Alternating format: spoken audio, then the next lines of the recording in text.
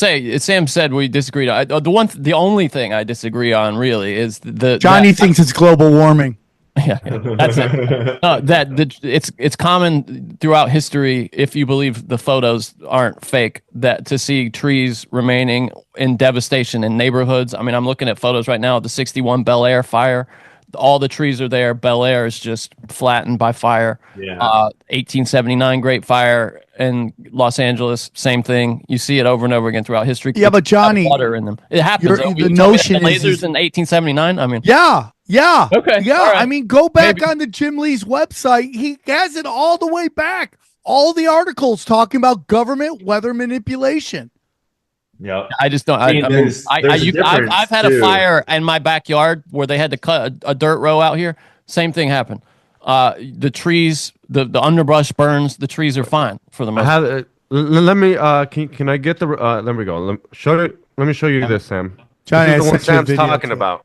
It's the one you're talking about. Something like this, right? That is weird. Now this is like now. This is paradise. Yeah, this is paradise. That click on that picture. That's a weird picture. I'm sorry. That's a weird picture to me. I mean, do you want me to show you the old photos I'm talking about from 61? Yeah, but Johnny, they look the same. Take your logic of your life, of what the experiences of your eyes, your ears. I just told you, Sam, I've had it in my backyard. We've had multiple. I live on a farm where we have big fires in the forest out here, started by retards who throw cigarettes out. And I've seen it burn all the underbrush, burn houses, and the trees are still out there. The trees, these pine trees, they never burn. They never burn. They get okay. It just seems crazy to me. For me, the crazier thing was Lahaina with the blue stuff. That got me asking questions. Was all the blue shit? Because I can understand. I mean, I don't know. I'm no fucking expert, but I can understand how a tree with deep root systems and like thick ass bark, like I can understand how that would burn differently and maybe would last through a fire if it's just lucky. But like a blue umbrella in Lahaina was like no fucking way. Like a blue umbrella in the middle of a burnt out house, like that shit got me asking a lot of questions. And so I haven't seen is anything like that here yet. But Richard V sent me this. He and he's in my phone as Richard V with DMT because we did DMT together. And my dog wouldn't let me trip balls, kept barking, wouldn't let me drift. But if you go up a little bit, yeah, here, hit play. Johnny, sorry, I didn't mean up a little bit. My apologies. Just hit play and we'll see it. So the New Jersey drones, again, we've talked about it. Well, this is now in LA. Oh, for real? Yes, he filmed this. Again, he did DMT with me on my patio. And he just sent me this. And I told you guys, when I was coming back from LAX a couple weeks ago, I saw stuff in the sky that did not move. Lights, and my buddy Mike said when you look at it, it almost disappears. So I was studying it, and it kind of just disappeared. So we kept driving. I looked back up after we go around the bend. Bang! It's right there again. So here we are with these unexplained drones. Now they're in Los Angeles. Yep. I mean, did you guys see the connection that got made between the Trump Hotel Tesla Cybertruck bombing and the manifesto he sent to the Sean Ryan show talking about the drones? No, I've not seen it. I'm questionable on Sean Ryan. Like, oh, I mean, Sean Ryan's an intelligence asset through and through. Whether he's there we go. Out, bang, like, we're in it. Here we go. Like, come on. Like he was an intelligence asset, and he's having women like people like that woman from the CIA who's like the blonde woman who's like like basically just a neocon war hawk who's like trying to go undercover as like a regular person. It's like, go fuck yourself. You're just advocating for war. But they got sent, and it's like, and I got pretty deep into this story, and I talked to Shu in the background, and I got on a space with him, got to ask him some clarifying questions, and like, as far as I can tell, so Shu sent me the original emails. They were sent to him by this dude, pretty certainly. Shu's the guy that was the guest on Ryan's. Shu is like he's an Instagram mostly account, but he's like a whistleblowing hub for the military. He seems like a pretty rad dude. Like, I don't know his stuff before this at all, but the whole like military community has really high regard for him. And he's like a whistleblower guy. Like, he is a home for whistleblowers. So he seems cool. I don't know. But he got sent this email And it appears like the FBI admitted that it was from the dude from Livelsberger or whatever his name is. Who knows if that's a plus or a minus on his side? I don't know. But that like when the Tesla bombing thing happened, the FBI or the LVPD, they released like little manifestos in his notes app that they'd found on his iPhone that were like super unhinged, like crazy shit that basically were like, everyone stormed the Capitol. We got to take our country back. I'm going to blow myself up to get my message across. Like just really weird. Like it felt AI generated. But then this other manifesto emerged from the Sean Ryan show that he had sent the day before he did this, that talks about how he had inside knowledge about the drones and that the drones are like an anti-gravity tech that America has, that China also has. And there's this whole like anti-gravity, like secret war going on. And it's like, and like there's so many layers of like, is it a psyop that they're using Shu, this whistleblower guy, to put out the psyop because he's a legit guy. So they like send him this email. He's kind of mandated to like share that he was sent this email. Or is it like, are they in on it? Is it like, what the fuck is going on? It's very best way to do it, by the way. Best way to do it is to release it to someone who has a reputation. Let them do the work for you. Can I be honest with you, man? Very early into tinfoil hat. I mean, very early. I mean, like a year in or less. This show's 8 years old. A year in or less. I got an email from some random guy, random email that said, follow the rabbit, Sam. And it was the whole Q breakdown. And it was a Navy.gov email. So the question becomes, is that sent to me in hopes that I would take it and tell everybody else? So do I think that's possible? 100%. Yep. Yeah, I think that people in our decentralized media space need to be very careful and thoughtful about how we can be manipulated by the powers that be and become sort of unwitting patsies in the information war, right? Like I don't know what Shu thinks happened at this point, but I think that's a pretty strong possibility that the government or someone behind the scenes here is taking advantage of just the nature of the internet to put this thing out. But at the same time, an argument could be made that they were intending for the weird manifestos from his phone to be the narrative they were going to run with, and that he had subverted them. This Green Beret guy kind of knew their tricks and had already sent this other email out, knowing that would make it out eventually. It is interesting to me, and I don't know if this correlates, but I remember when everybody was celebrating the Israel pager attack, and they were talking about how brilliant it was. And we, on this show, I did on Ian Carroll's show, I did it on Joe Rogan's show. I go, you got to watch yourself because that stuff could easily be used against you. What they do is they get you to accept it for someone you don't like in a way that you don't like, but it's fine because you don't like them. That always comes back and used against you. And here it is, because, we had the video. When I watched the video of it exploding, at first I didn't even think somebody was in the car. I go, I don't even see anyone in the car. And then someone broke it down with arrow, and there he is. Yep. There's no muzzle, like there, boom, then boom. No. It's just boom. No gunshot as far as I can tell. The dude no one said that. Clearly still on his shoulders. And no one heard it. And that's a big ass gun. You should be able to hear that gun get shot. It's a 50 cal. So there's definitely some lies in that narrative somewhere, like big time lies. The question is why and what for, and like, are we actually in a secret anti-gravity war with China? Like, I don't know. I think we do have anti-gravity tech. I think we are reverse engineering alien crafts or something. I think that a lot of the UAPs that we're seeing right now are not non-human. They're actually us making technologies.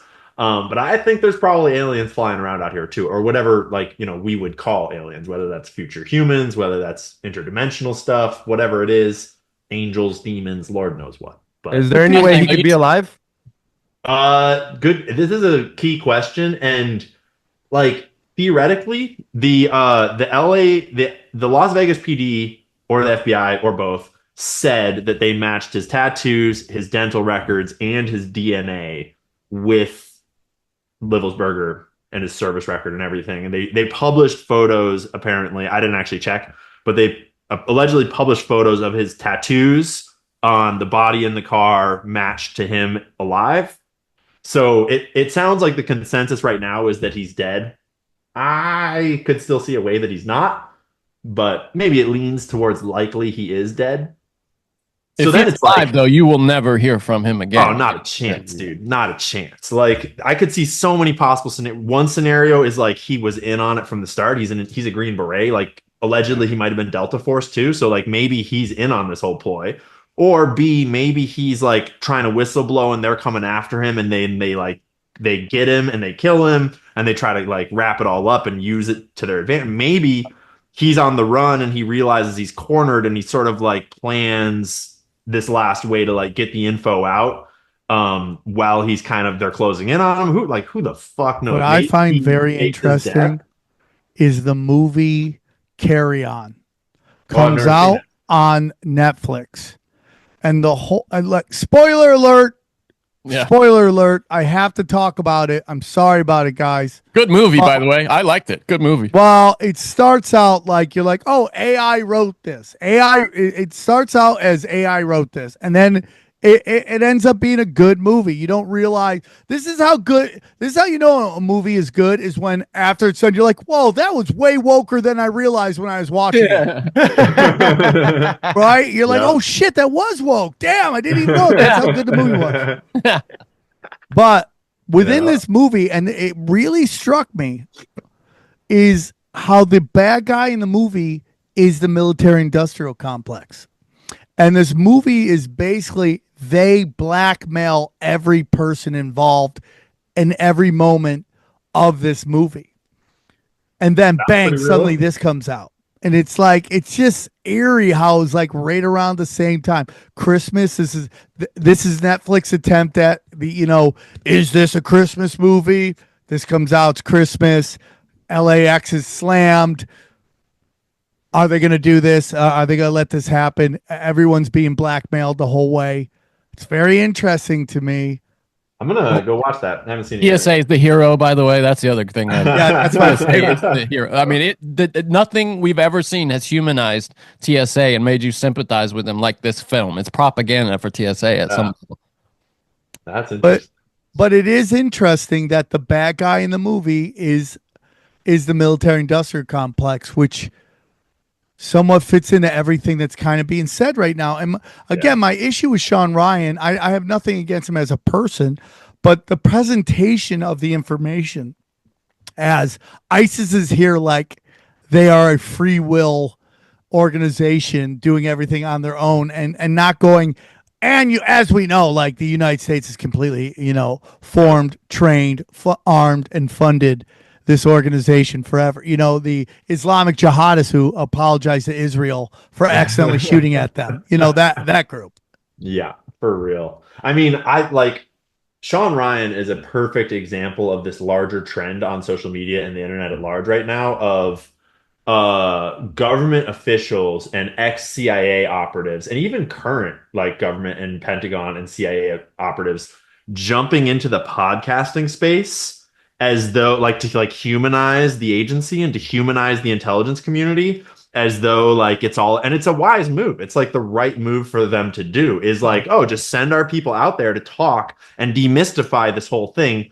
And then it sort of puts podcasters in a catch-22 where it's you want to have the expert on and this guy was a CIA operative for 30 years. He's going to spill all the beans. But then it's how do you control against them spinning narratives? And even if say Andy Bustamante, the CIA spot with all the hair guy. Yeah, the guy with the herbal essence hair that's everywhere. That guy. Imagine that he's totally legit and a great dude and actually had a long career with the CIA and generally tried to do a good thing and is actually out here in the world giving genuine information. He's not even trying to lie to anyone. But he could have a curtailed view of the CIA, or he could have information fed to him. He could live in a limited hangout of the CIA and then get sent out to communicate that limited hangout of the CIA to us.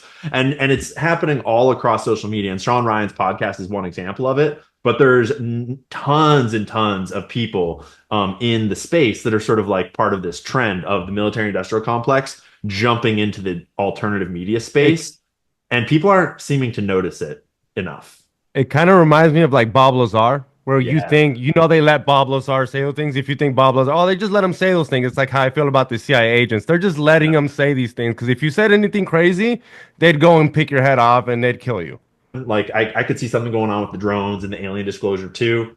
Did you think the drones were tracking something in New Jersey? Because that's how I heard about the dirty bomb the first time, that the drones were actually tracking.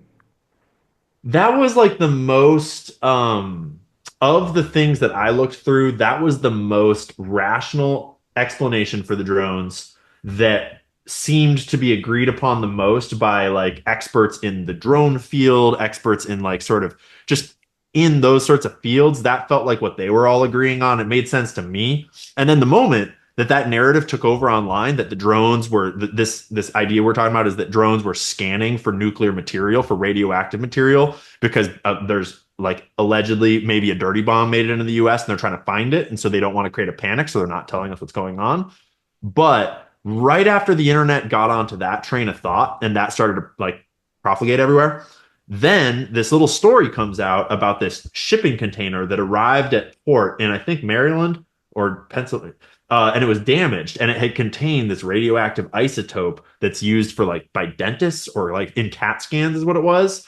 And they kind of played it off as like, oh, maybe this is the radioactive material that they were searching for. But when you look into it, that radioactive material was like basically inert and not a risk at all. And to me, it felt like, oh fuck, they're on the right track. Quick, put out a story that's like a kind of a nothing burger, but it explains their thing, so we can kind of tampen that down. That's what it felt like. Whoa. And to me, that gave us that felt like more evidence that they are scanning for some sort of nuclear product or weapon.